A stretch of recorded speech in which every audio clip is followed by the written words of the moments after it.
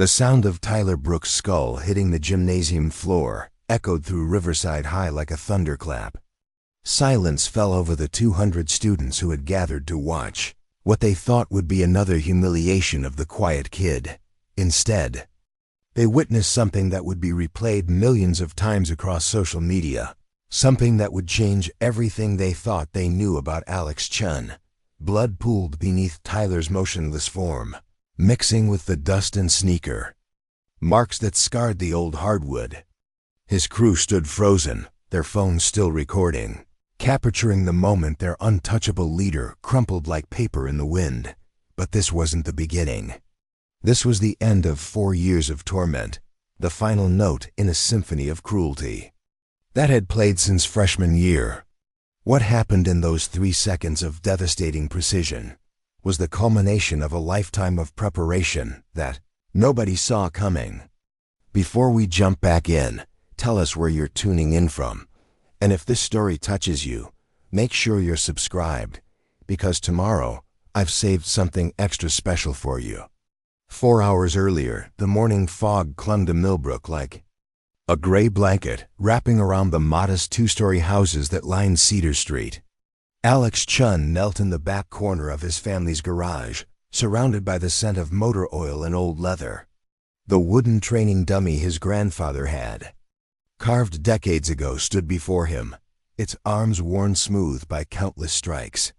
Steam rose from his breath in the cold Oregon air as he moved through the forms, each movement precise and controlled, flowing like water over stone.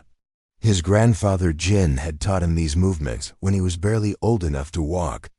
Kung Fu is not about fighting, the old man would say in his weathered voice, hands guiding Alex's small fists into proper position. It is about understanding yourself, about finding peace in the storm. Alex had heard those words thousands of times, but this morning they felt different, heavier somehow, as if they carried a weight he was only now beginning to understand. The garage door was cracked open just enough to let in the morning light, but not enough for neighbors to see inside. The Chen family had learned long ago to keep their traditions private in a town where being different often meant being targeted. Alex's father David understood this better than most. He had grown up here too, had faced his own share of whispers and stares when he married Alex's mother and brought her to this small Oregon town where everyone knew everyone's business. Alex completed the final sequence, his movements ending in the traditional bow of respect. Sweat dripped from his forehead despite the morning chill, and his muscles ached in the familiar way that told him he had pushed himself hard enough. He wrapped his hands carefully, the way Jin had taught him, protecting knuckles that had been conditioned on the wooden dummy for years. Most people saw him as skinny, fragile even, but beneath his oversized hoodies and quiet demeanor lay muscle, memory that had been built over a lifetime of discipline. The ritual was always the same. Train until exhaustion, shower quickly, grab breakfast while his parents rushed around preparing for another day at the Golden Dragon restaurant they owned downtown. His mother would pack his lunch with the same care she put into every dish at the restaurant, and his father would remind him to keep his head down, stay out of trouble, focus on his grades. They had worked too hard to build their life here to risk it on teenage conflicts. Morning practice again? His mother asked as he slipped into the kitchen, her English still carrying the soft accent of her homeland. She didn't look up from the container she was packing, but Alex could hear the concern in her voice. She knew why he trained so early, knew what waited for him at school each day, though they rarely spoke about it directly. In their family, some struggles were faced alone, with quiet strength rather than loud complaints. Alex nodded, accepting the lunch container and the kiss on his forehead that came with it. His father looked up from the newspaper, studying his son's face for signs of the trouble they all knew was brewing. David Chen had built a successful business in Millbrook, had earned respect through hard work and fair dealing, but he also knew that respect could evaporate quickly when money and power were involved. Tyler Brooks' father owned half the town. Through his construction company, and that kind of influence tended to trickle down to the next generation. "Remember what grandfather always said," David offered quietly, folding his newspaper with deliberate care. "The strongest tree bends with the wind but never breaks." It was their family's way of saying, keep your head down, don't make waves, survive until you can escape. Alex had heard variations of this advice his entire life, and he understood the wisdom in it. But lately, bending felt more like breaking, and the wind was getting stronger every day.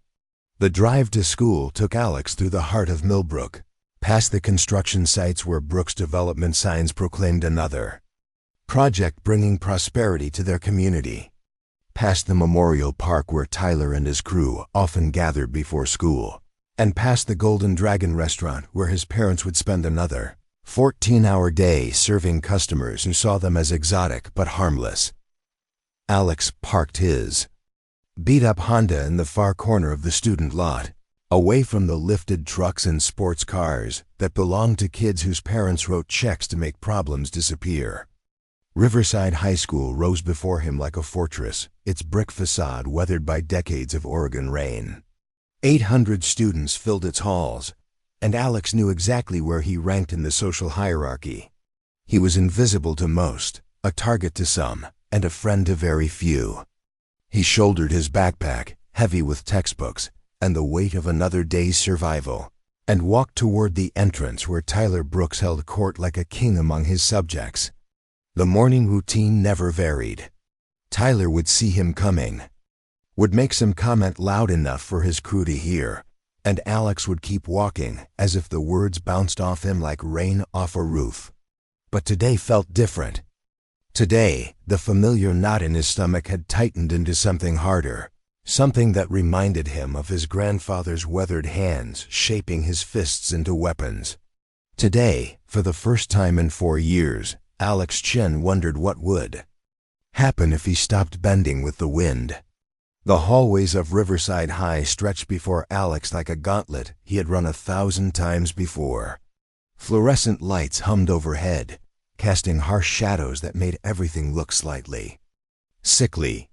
The familiar smell of industrial cleaner mixed with teenage sweat and cheap cologne filled his nostrils as he navigated through clusters of students who barely registered his existence. Alex had perfected the art of invisibility over his 4 years here, moving through crowds like smoke, never drawing attention, never making eye contact for too long. His first period was advanced physics with Mr. Patterson, a balding man in his 50s who had the unfortunate habit of calling on students when they least expected it. Alex slipped into his seat near the back corner, the same spot he had claimed on the first day of freshman year and defended through careful habit ever since. From here, he could see the entire classroom, could monitor the door, could watch for trouble before it found him. These were survival instincts his grandfather had taught him, though Chen had never explicitly called them that. The application of force equals mass times acceleration, Mr. Patterson droned, scribbling equations on the whiteboard with jerky movements. Who can tell me what this means in practical terms? A few hands shot up from the front row, the same eager students who always volunteered, who saw education as a competition rather than a necessity. Alex understood the equation perfectly, could have explained it in terms that would make the concept clear to anyone, but he kept his knowledge to himself. Smart kids became targets just as easily as weak ones. Behind him, Jake Martinez whispered something to Connor Walsh that made them both snicker. Alex didn't need to turn around to know they were talking about him. It was always the same jokes, the same tired material about his clothes, his family's restaurant, his reluctance to participate in the social theater that seemed so important to everyone else. He had heard every variation 100 times over, had developed an immunity to their words that bordered on supernatural. The period crawled by with excruciating slowness. Alex took meticulous notes, not because he needed them, but because it gave him something to focus on besides the whispers and the occasional wadded paper that found its way to his desk. When the fine whoosh bell finally rang, He packed his belongings with deliberate care, waiting for the rush of students to clear before making his way to the door. This timing was crucial. Too early, and he would get caught in the crowd where accidents could happen. Too late, and he would be alone with whoever might be waiting. His second period was American literature with Ms. Rodriguez, the one teacher at Riverside High who seemed to actually see him as a person rather than a problem to be ignored. She was young for a teacher, maybe 30, with dark hair that she kept pulled back in a practical ponytail and eyes that missed nothing. Alex suspected she had her own story of being an outsider, though she had never shared it directly. There was a wariness in her expression sometimes, a recognition that he felt in his bones. "Today we're discussing The Old Man and the Sea," she announced as students settled into their seats. Hemingway's exploration of perseverance in the face of overwhelming odds. She paused, her gaze sweeping across the room before settling on Alex. "What do you think Santiago's true victory was, even though he lost the fish?" Alex felt the familiar flutter of panic in his chest. Being called on in class was dangerous territory, a chance to stand out in ways that could have consequences. Later.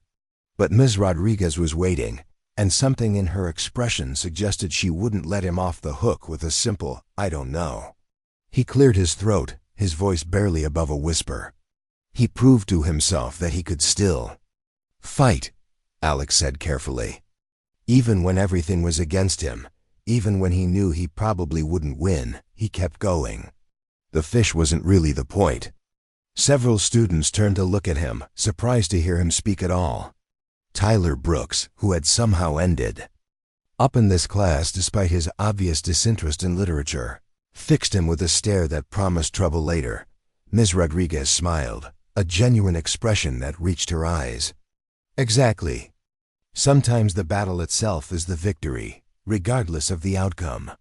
The old man chose to fight rather than give up, and that choice transformed him."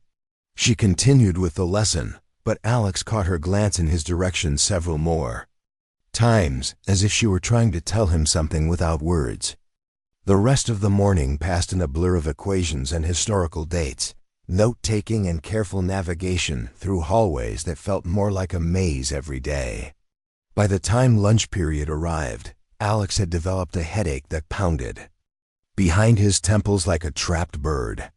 The cafeteria loomed ahead of him, a vast space filled with round tables that served as territories for different social groups. Athletes claimed the center, honor students huddled near the windows, theater kids commanded a corner near the stage, and everyone else filled in the gaps according to some unspoken hierarchy that Alex had never fully understood. He purchased his usual lunch, a turkey sandwich and an apple that he would eat in methodical bites while reading a book propped against his water bottle. This routine had served him well for 4 years, providing both sustenance and a barrier against unwanted social interaction. He made his way to his customary table in the far corner, a spot that offered multiple escape routes and minimal foot traffic. Marcus Johnson was already there, hunched over a thick fantasy novel with the intensity of someone escaping into another world entirely. Marcus was as close to a best friend as Alex had ever managed at Riverside High. They had found each other through mutual isolation rather than common interests. Two outsiders who provided each other with the basic human comfort of not being completely alone. Marcus was tall and gangly, with skin the color of coffee and eyes that seemed perpetually worried behind thick-rimmed glasses. His family had moved to Millbrook from Portland 3 years ago, and he had never quite figured out how to fit into the social ecosystem of a small town. "Rough morning?" Marcus asked without looking up from his book, though Alex hadn't said anything about his day. They had developed a kind of telepathic communication, born from shared experience and careful observation of each other's moods. "The usual," Alex replied, unwrapping his sandwich with mechanical precision. "Tyler's been watching me more than normal. I think something's coming." This was how they communicated about the daily dangers they faced, in careful understatement and coded language that wouldn't draw attention if overheard. Marcus finally looked up, his expression troubled. I heard Jake talking to Ryan in the bathroom. They mentioned something about teaching lessons and making examples. Could be nothing, but... He trailed off, letting Alex fill in the implications. In their world, could be nothing usually meant definitely something. They ate in. Comfortable silence. Two survivors sharing a moment of peace before the afternoon shift of survival began. Around them, the cafeteria buzzed with the normal chaos of teenage social interaction. Laughter erupted from the popular tables, arguments simmered at others, and the daily drama of high school relationships played out in whispered conversations and meaningful glances. Alex observed it all with the detached interest of an anthropologist studying a foreign culture. That was when he noticed Tyler Brooks pushing back from his table at the center of the cafeteria. The movement was casual, almost lazy, but Alex had learned to read the subtle signals that preceded trouble. Tyler's crew began to stir as well, finishing their lunches with the synchronized efficiency of a pack preparing to hunt. Connor Walsh cracked his knuckles, a sound that somehow carried across the noisy cafeteria. Jake Martinez stretched his shoulders like a fighter warming up for a bout. We should go, Marcus whispered, already gathering his things. He had developed the same instincts for detecting danger, honed by years of being different in a place that demanded conformity. But even as Alex reached for his backpack, he realized it was too late. Tyler was already moving in their direction, his path seemingly casual but with the unmistakable purpose of a predator who had selected his prey. The next few minutes would determine whether this was just another day of harassment or something more serious. Alex felt his grandfather's training stir in his muscles, muscle memory awakening like a sleeping dragon. His breathing steadied automatically, his posture shifting in ways so subtle that even Marcus didn't notice. Preparing and narrating this story took us a lot of time, so if you are enjoying it, subscribe to our channel. It means a lot to us. Now back to the story. 4 years of bending with the wind had taught him patience, but it had also taught him to recognize when the storm was coming, whether he was ready or not. Tyler Brooks moved through the cafeteria like he owned it, which in many ways he did.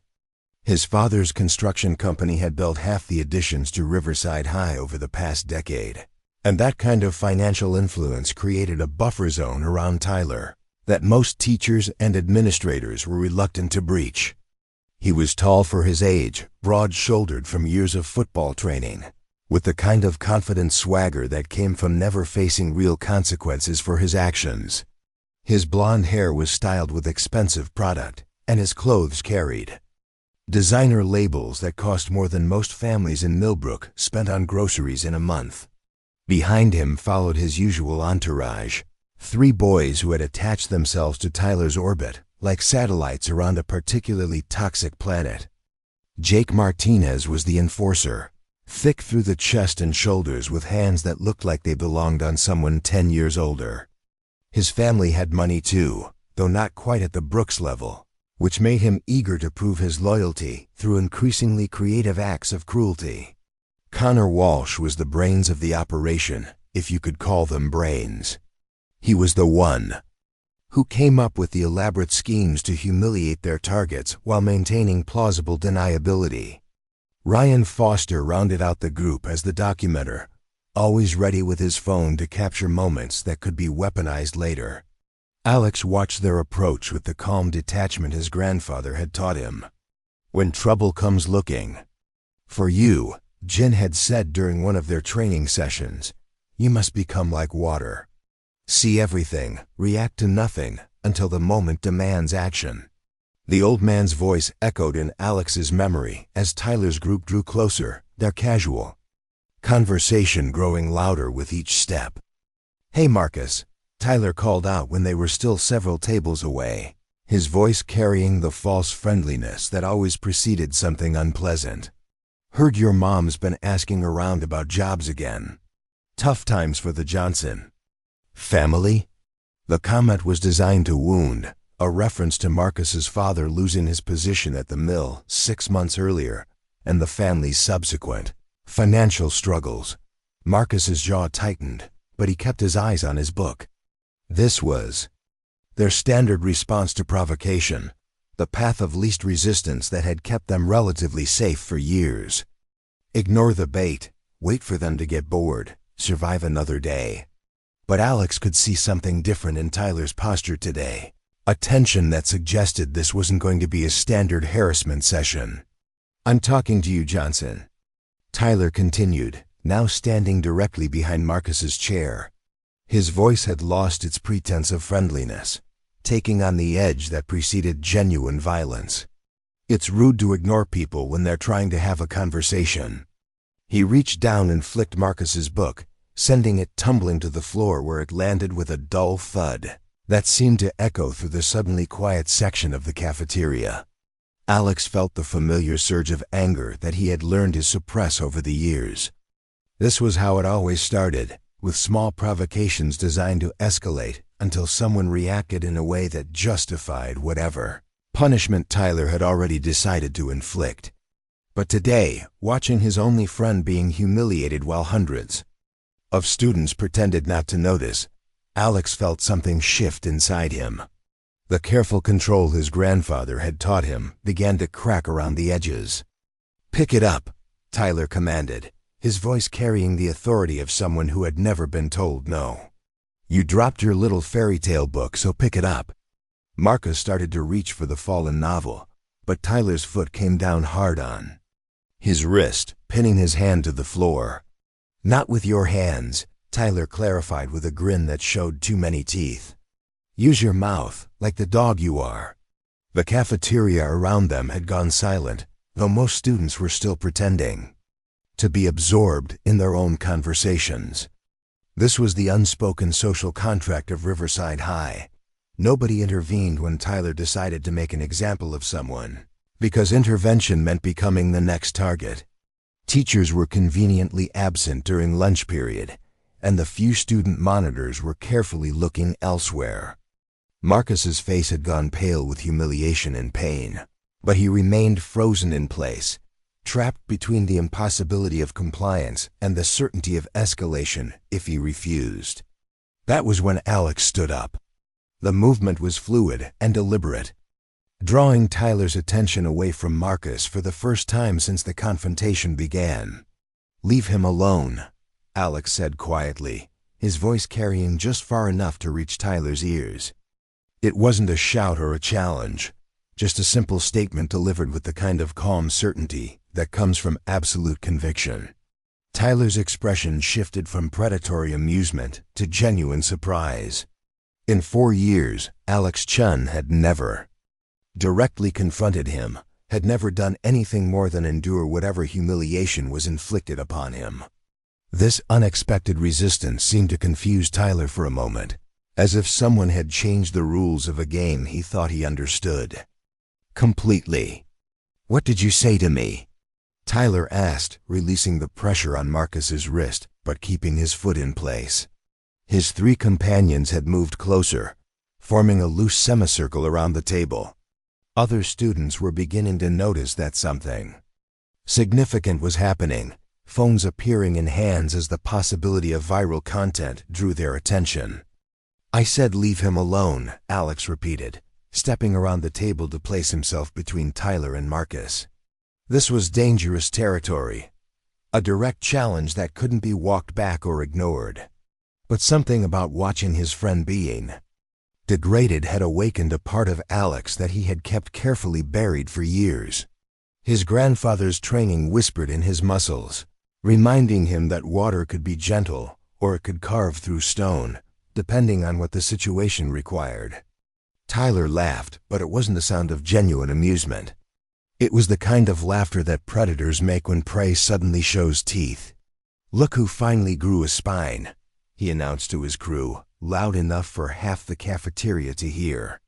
4 years of being my personal entertainment, and now Jackie Chan wants to play hero." The racist nickname hung in the air like a slap, designed to remind Alex of his otherness in this small Oregon town. Jake Martinez cracked his knuckles again, the sound sharp and threatening. "Want me to handle this, Tyler?" he asked, flexing shoulders that had been built in the weight room behind the gymnasium. Connor Walsh was already pulling out his phone, ready to document whatever happened next. Ryan Foster positioned himself to block any potential escape routes, though his smaller frame suggested he was more observer than participant in whatever violence might follow.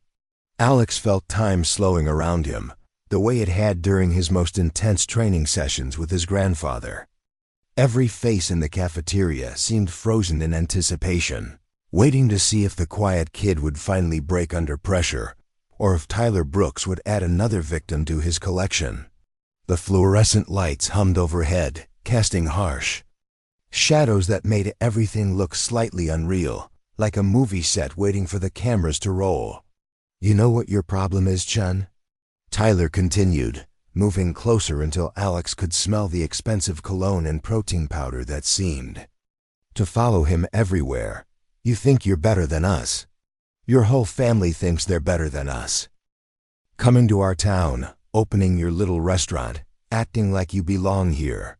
His voice was gaining volume and venom with each word, years of casual racism crystallizing into focused hatred. "Your grandfather probably told you stories about being some kind of warrior back in China," Tyler continued, his voice dripping with mockery. "But this isn't some kung fu movie, and you're not the hero. You're just another outsider who needs to learn his place." He reached out and shoved Alex's shoulder, not hard enough to knock him down, but firm enough to make his intentions clear. Alex absorbed the push without stepping backward, his body automatically shifting into a more balanced stance. This was the moment his grandfather had prepared him for, though Jin had always hoped it would never come. The wise warrior avoids the battle, the old man had taught him. But when the battle cannot be avoided, the wise warrior ends it quickly. Alex could feel the training taking over, 4 years of suppressed instincts rising to the surface like air bubbles in deep water. Marcus had managed to retrieve his book and was backing away from the confrontation, his face a mask of worry and fear. He knew Alex well enough to recognize the change in his posture, the subtle shift from passive endurance to active readiness. But he also knew that any intervention on his part would only make things worse. This was Alex's moment to choose who he was going to be. The cafeteria held its collective breath as Tyler Brooks and Alex Chen faced each other across 3 feet of linoleum floor that might as well have been a battlefield. Neither of them knew it yet, but the next words spoken would determine not just the outcome of this confrontation, but the entire trajectory of both their lives. Tyler's eyes narrowed as he studied Alex's posture, looking for signs of weakness or fear that he could exploit.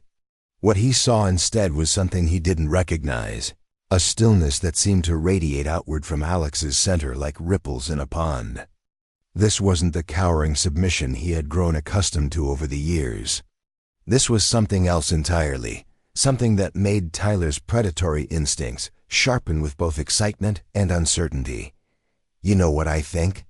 Tyler said, his voice carrying across the now silent cafeteria like a challenge being issued in an ancient arena. "I think you need a lesson in respect.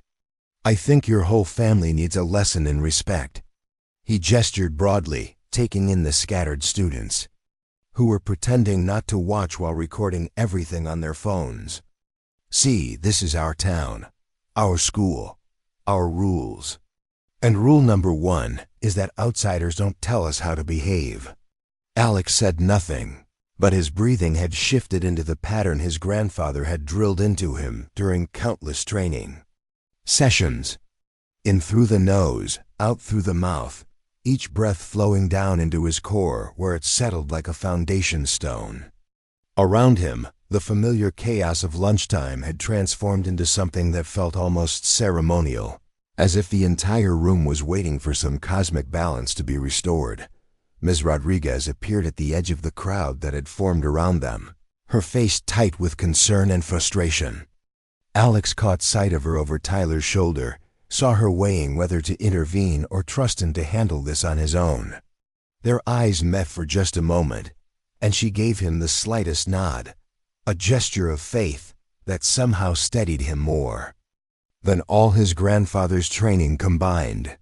"Here's what's going to happen," Tyler continued, emboldened by what he mistook for continued passivity.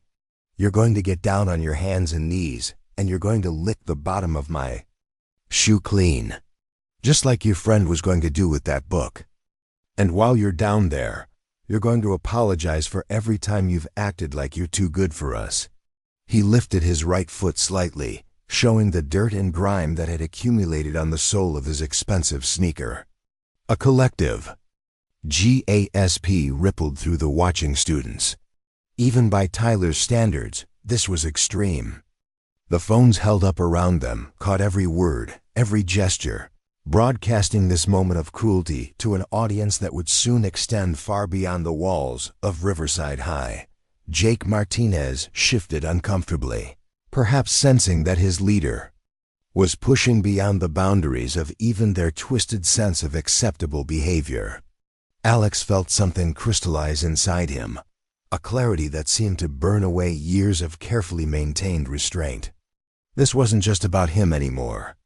This was about every kid who had ever been forced to endure humiliation because someone with power decided they deserved it. This was about Marcus cowering behind an overturned chair with a book clutched to his chest like a shield.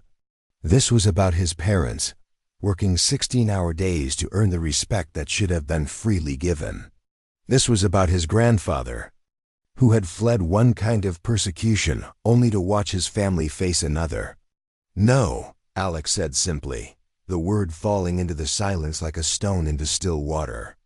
It wasn't loud or aggressive, just final, absolute, the kind of no that came from a place deeper than fear or anger, from a wellspring of dignity that couldn't be contaminated by someone else's hatred.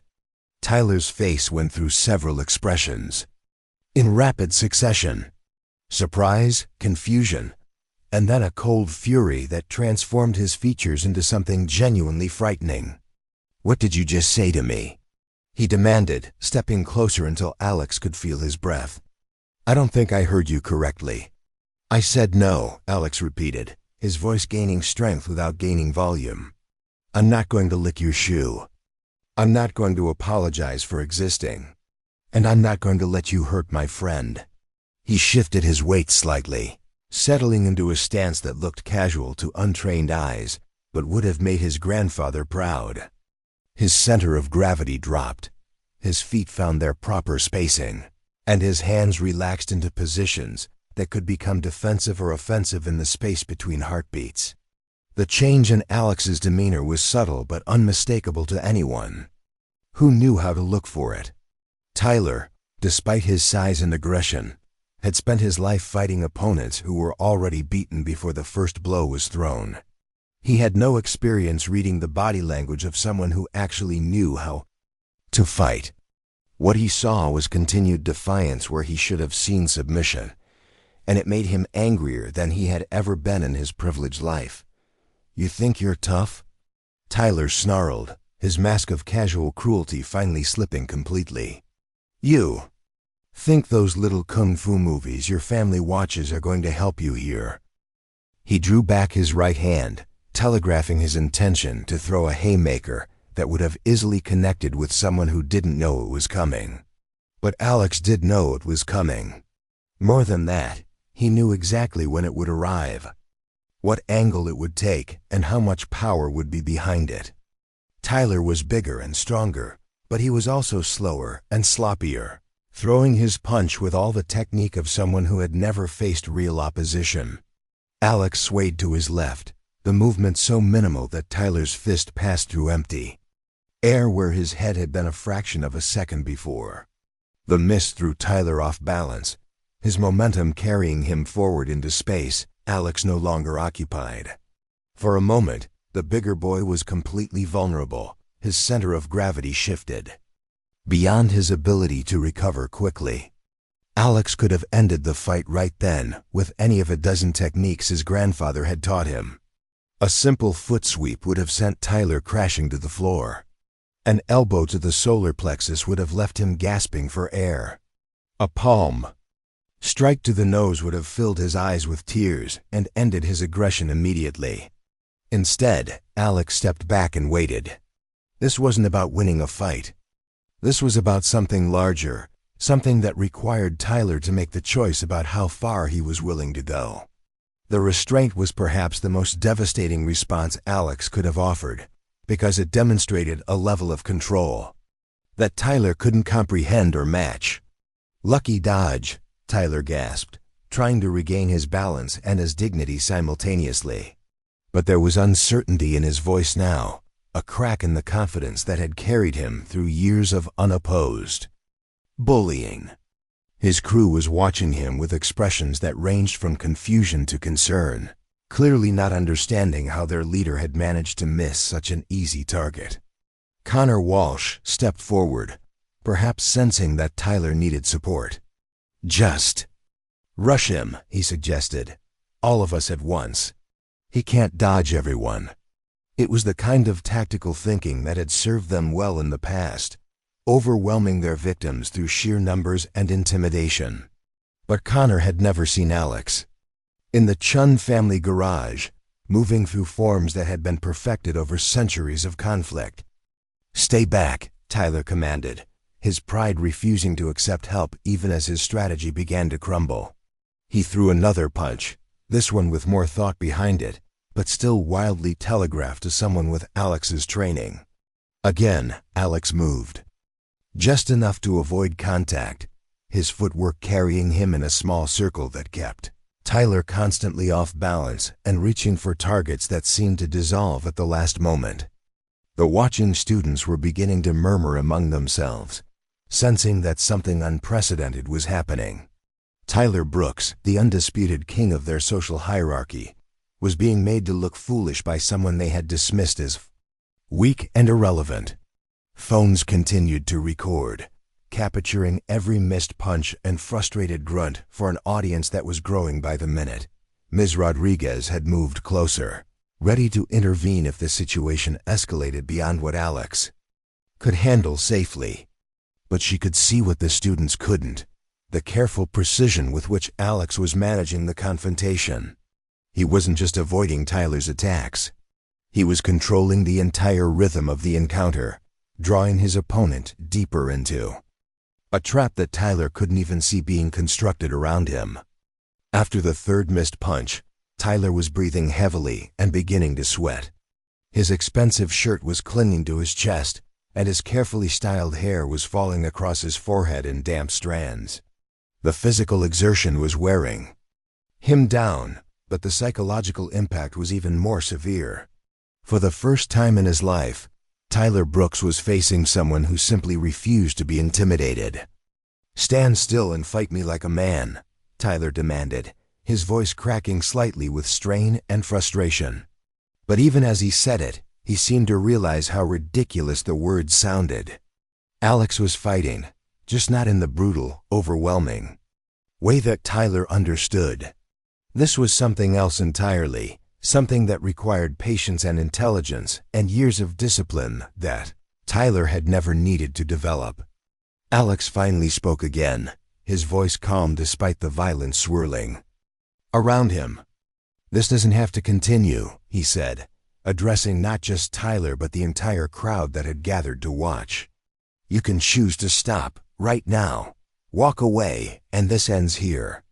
It was an offer of mercy that Tyler had never extended to any of his own victims, a chance to retreat with at least some dignity intact. But Tyler Brooks had built his entire identity around never backing down, never showing weakness, never accepting that someone else might be stronger or smarter, or simply better than him. The offer of mercy felt like the ultimate insult, a confirmation that Alex saw him as someone to be pitied rather than feared.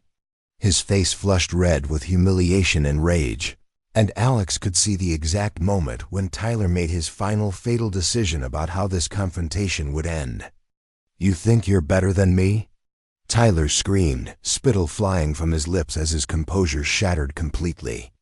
"I'll show you what happens to freaks who don't know their place." He lunged forward with both hands extended, no longer trying to punch, but simply attempting to grab Alex and use his superior size to wrestle him to the ground. It was a desperate move, the kind of graceless attack that spoke to complete loss of control. Alex had been waiting for this moment, the instant when Tyler would abandon all pretense of skill and rely purely on aggression. As Tyler's hands reached for him, Alex stepped into the attack rather than away from it, closing the distance between them in a way that Tyler couldn't have anticipated. His left hand came up to redirect Tyler's momentum while his right found the precise pressure point at the base of Tyler's neck that his grandfather had shown him years ago. The technique was called the sleeping dragon, a gentle but devastating move that could render an opponent unconscious without causing permanent harm. Alex had practiced it thousands of times on the wooden dummy in his garage, but never on a living person. His fingers found their target with surgical precision, applying pressure to the cluster of nerves that would shut down Tyler's consciousness as effectively as flipping a switch. Tyler's eyes went wide with shock as he felt his strength evaporate. His legs buckled beneath him, and his hands fell away from Alex, as if all the strings controlling a marionette had been cut simultaneously. He tried to speak, to shout, to do anything that would reassert his dominance, but his body was no longer responding to his commands. A look of pure terror crossed his features as he realized he was falling, and there was nothing he could do to stop it. The sound of Tyler's head hitting the gymnasium floor echoed through the cafeteria like a gunshot. The thick skull that had protected him through years of football collisions met unforgiving linoleum with a crack that made half the watching students flinch. Blood began to pool beneath his motionless form, seeping from a gash where his temple had struck the ground. His expensive sneakers twitched once, twice, then went completely still. For a heartbeat, the entire cafeteria was frozen in absolute silence. 400 students stared at the impossible scene before them, trying to process what they had just witnessed. Tyler Brooks, the untouchable golden boy who had ruled their social hierarchy through fear and intimidation, lay unconscious on the floor while Alex Chen stood over him like an avenging angel. The phones that had been recording everything captured the moment in crystal clarity, preserving it for an audience that would soon extend far beyond the walls of Riverside High. Marcus was the first to break the spell, scrambling from behind his overturned chair to reach Alex's side. His face was pale with shock and something that might have been awe. "Alex," he whispered, his voice barely audible above the growing murmur of the crowd. "What did you do? How did you do that?" But Alex wasn't listening to his friend's questions. His attention was focused entirely on Tyler's still form, watching for signs of life that would tell him whether he had crossed a line he could never uncross. Then Tyler's chest rose and fell in a shallow but steady rhythm, and Alex felt some of the tension leave his shoulders.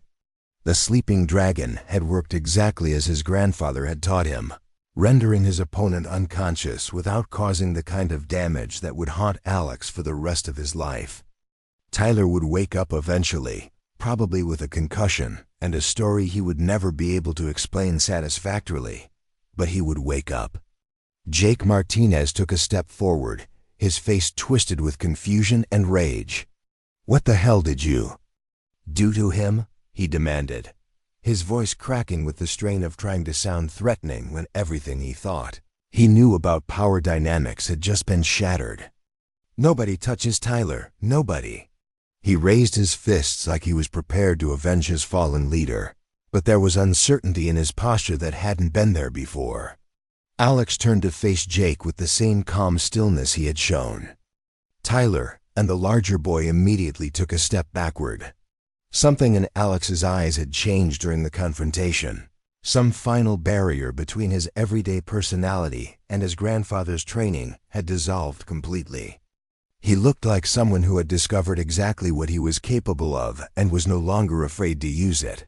"He's breathing," Alex said simply, his voice carrying across the silent cafeteria with perfect clarity. "He'll be fine in a few minutes. But this ends now, all of it. The harassment, the threats, the humiliation, it ends today." He looked around the circle of faces that surrounded them, taking in Connor Walsh's pale shock and Ryan Foster's trembling hands as he struggled to keep his phone steady enough to record. Miss Rodriguez finally broke through the crowd of students, her face a mask of professional concern mixed with something that might have been pride. She knelt beside Tyler's unconscious form, checking his pulse and breathing with the efficiency of someone who had dealt with teenage emergencies before. "Someone call the nurse," she said calmly. "And someone else call the principal, now." Her eyes found Alex's and held them for a moment. "Are you hurt?" she asked, though they both knew that wasn't really what she was asking. "I'm fine," Alex replied, and for the first time in 4 years, he actually meant it. He felt lighter. Somehow, as if a weight he had been carrying for so long that he had forgotten it was there had suddenly been lifted from his shoulders. The careful control he had maintained over his emotions, his reactions, his very identity, had been replaced by something cleaner and more honest. He was no longer the quiet kid who absorbed punishment in silence. He was no longer afraid. "Principal." Davidson arrived within minutes, his face flushed from running through the hallways after receiving frantic reports from multiple sources. Behind him came the school nurse, a security guard, and what appeared to be half the teaching staff of Riverside High.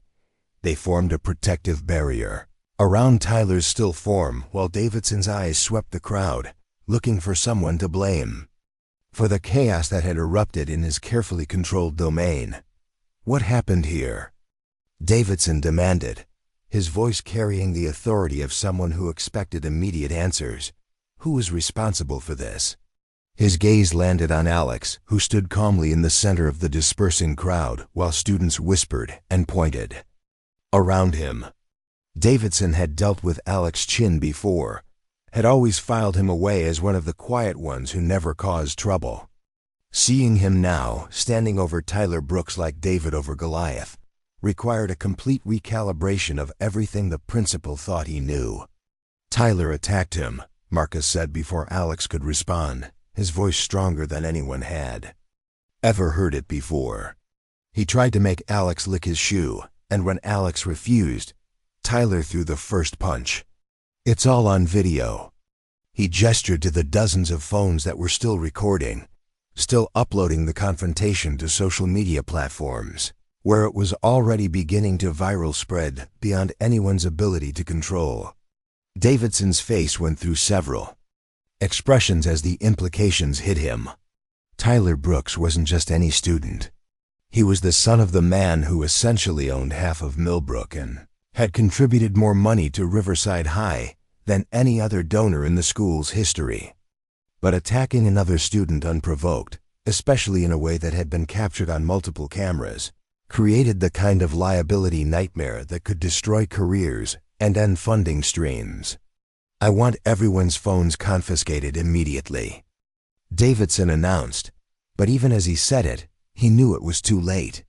The videos were already spreading across the internet, being shared and reshared by accounts that had nothing to do with Riverside High. Within hours, they would be picked up by news outlets and commentary channels, dissected and analyzed by people who had never heard of Millbrook, Oregon, but who recognized the universal dynamics of power and resistance when they saw them. The nurse finished her examination of Tyler and looked up with relief evident on her face. "Mild concussion probable," she reported, "but his vitals are stable. We should transport him to the hospital for observation, but I don't think there's any serious damage." As if summoned by her words, Tyler's eyelids began to flutter, consciousness returning in slow stages that left him confused and disoriented. "What happened?" Tyler mumbled, trying to sit up despite the nurse's attempts to keep him lying still. "Where am I? Why does my head hurt?" His eyes found Alex standing nearby and widened with a mixture of memory and disbelief. "You," he whispered, his voice carrying a note of something that might have been fear. "You did something to me. I remember falling, but I don't remember how." Alex said nothing, but his presence seemed to fill the space around Tyler with an energy that made the injured boy shrink back against the floor. The confident aggressor who had terrorized students for years was gone, replaced by someone who suddenly understood what it felt like to be vulnerable, to be at the mercy of someone stronger and more skilled. It was a lesson that would change him fundamentally, though whether for better or worse remained to be seen. The paramedics arrived as Tyler was struggling to his feet, their presence transforming the cafeteria into something resembling a crime scene. They loaded him onto a stretcher despite his protests, their professional assessment taking precedence over his embarrassed demands to be left alone. As they wheeled him toward the exit, Tyler's eyes found Alex one last time, and something passed between them that spoke to the permanent shift in their relationship. Robert Brooks arrived at the school just as the ambulance was pulling away, his expensive suit and grim expression marking him as a man accustomed to solving problems with money and influence.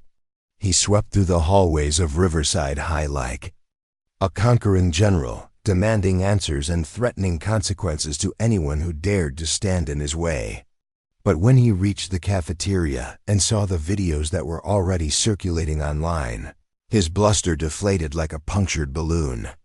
The footage was damning in its clarity. Tyler attacking first, Alex defending himself with minimal force, Tyler's own aggression leading directly to his downfall. No amount of money or influence could change what hundreds of witnesses had seen, and thousands more would see before the day was over.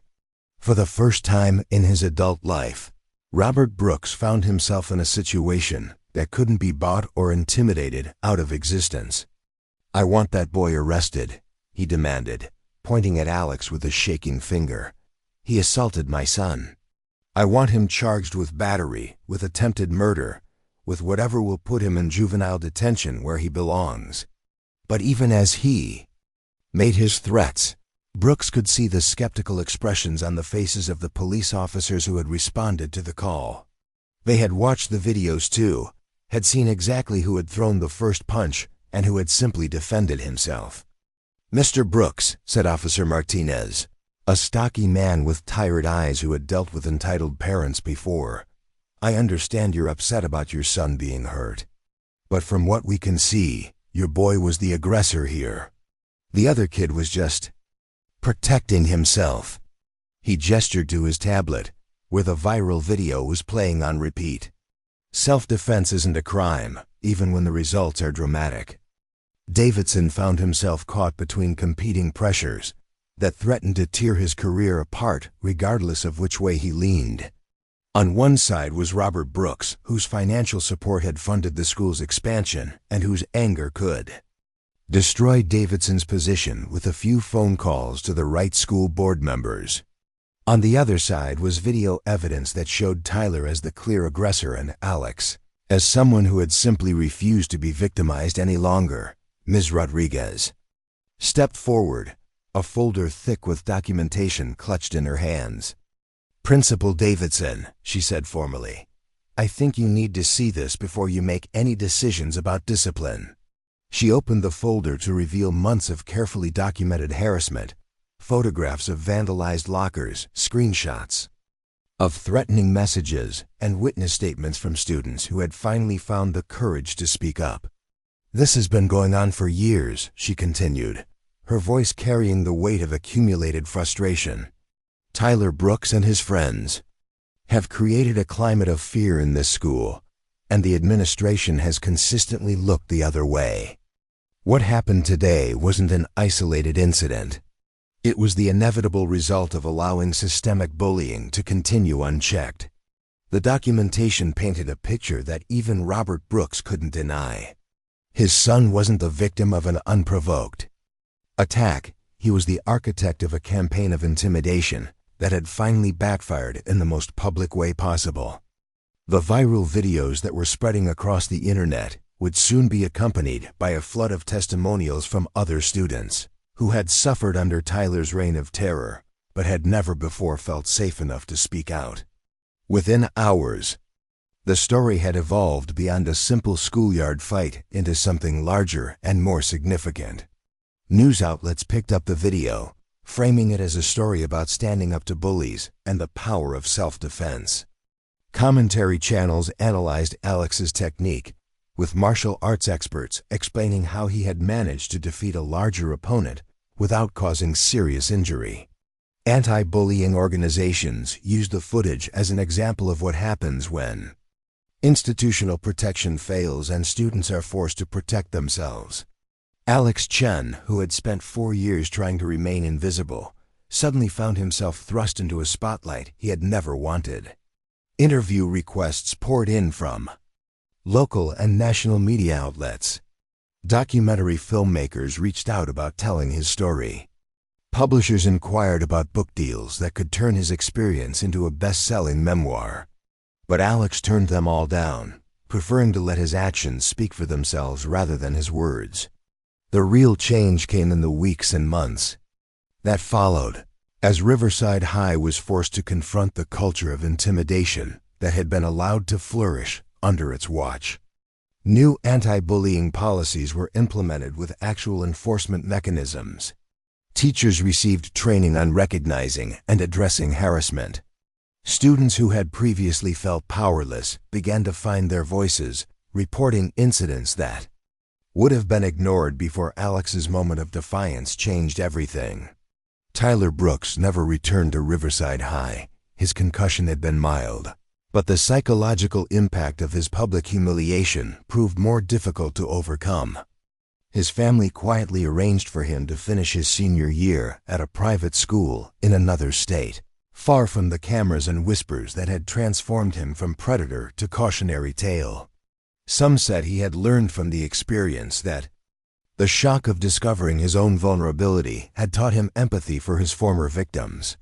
Others suggested that his resentment had simply been driven underground, waiting for a future opportunity to resurface. Alex completed his senior year in peace, walking the hallways of Riverside High without fear for the first time since freshman year. He excelled in his classes, strengthened his friendship with Marcus, and began teaching basic self-defense techniques to younger students who asked for help. His grandfather, when Alex visited him and recounted the events of that day, simply nodded with satisfaction and said, "The tree that bends survives the storm, but sometimes the storm must first learn to respect the tree." The viral video eventually faded from social media prominence, replaced by newer controversies and fresh outrages that captured the internet's fickle attention. But its impact lingered in the lives of everyone who had witnessed it, a reminder that quiet strength could be more powerful than loud aggression, that sometimes the most effective response to bullying was not submission, but the refusal to submit. Years later, when Alex had graduated from college and established his own martial arts academy in Portland, he would sometimes receive messages from students who had seen that cafeteria video and found the courage to stand up for themselves. Each message reminded him that his moment of resistance had rippled outward in ways he could never have imagined, inspiring others to find their own strength in the face of intimidation. The lesson his grandfather had taught him proved true in the end. Water could be gentle, flowing around obstacles and finding the path of least resistance. But when pressed beyond its limits, water could also carve through stone, reshape landscapes, and change the course of rivers. Sometimes the quiet ones, the ones who seemed weak or vulnerable, carried within them the power to transform everything around them. They just needed the right moment, the right pressure, and the right reason to let that power flow free. Up next, you've got 2 more standout stories right on your screen. If this one hit the mark, you won't want to pass these up. Just click and check them out.